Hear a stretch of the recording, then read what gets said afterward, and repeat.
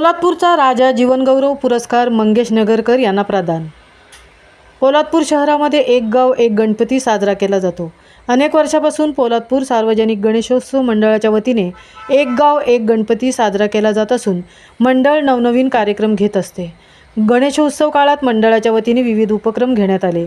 यावर्षी मंडळाचे पदाधिकारी, ज्येष्ठ सल्लागार तसेच गणेश भक्त यांच्या उपस्थितीमध्ये पोलादपूरचा राजा जीवनगौरव पुरस्कार मंडळाचे ज्येष्ठ सल्लागार मंगेश नगरकर यांना प्रदान करण्यात आला। यावेळी हा पुरस्कार माझा नसून मंडळाचा व सर्व कष्टकऱ्यांचा आहे असे बोलताना मंगेश नगरकर म्हणाले व भावुक झाले असल्याचे पाहायला मिळाले। महामुंबईसह धनराज गोपाळ, पोलादपूर। अतिशय वजन वाटायला लागलं। तेव्हा काही वाटलं नाही का, तेव्हा सेवा हा एकच ध्येय। त्या कमिटीला मी धन्यवाद देतो। अशा पद्धतीचे पुरस्कार आपण प्रदान केले।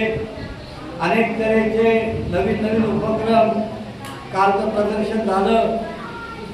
खरं जो कलाकार आहे, कलेला वाव मिळाला पाहिजे आणि ते अनेक वर्ष मी तर तुम्हाला सांगतो की ज्या वेळेला घरातून बाहेर पडायचं खतरनाक मंडळी होती। तुमच्याकडे काय नाही, तुमच्याकडे 2 बोलणीचा 2 गप बसतात, 3 बोलणीचा दुसरा गप बसतो। यावेळेला बेकरसारखा खतरनाक माणूस चूक काढण्यात 1 नंबरचा अडिटर होता, पण सार्वजनिक क्षेत्राचा त्याला हेवा होता।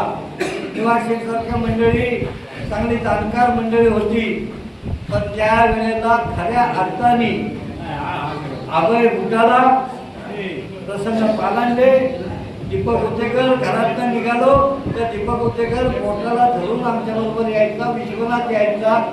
अशा तऱ्हेने त्या वेळेपासून दीपक उतेकरचं काम आहे। त्यामुळे कधी कधी बोलला तर त्याचा तो त्याग असतो। तुम्ही त्यागाकडे जाऊन त्याग बघा आणि मग त्याग असल्यामुळे थोडासा माणूस बोलतो। परंतु आज मी बघितलं की पूर्वी दीपक आपल्याला करायला लय बोल खायला लागायचा, तेवढं बोलायला आता ह्या नवीन कमिटीला लागत नाही। अतिशय हुशार, तज्ञ आणि आमचा दर्पणसारखा हुशार म्हणजे आहेत मंडळी, स्वप्नील आहे।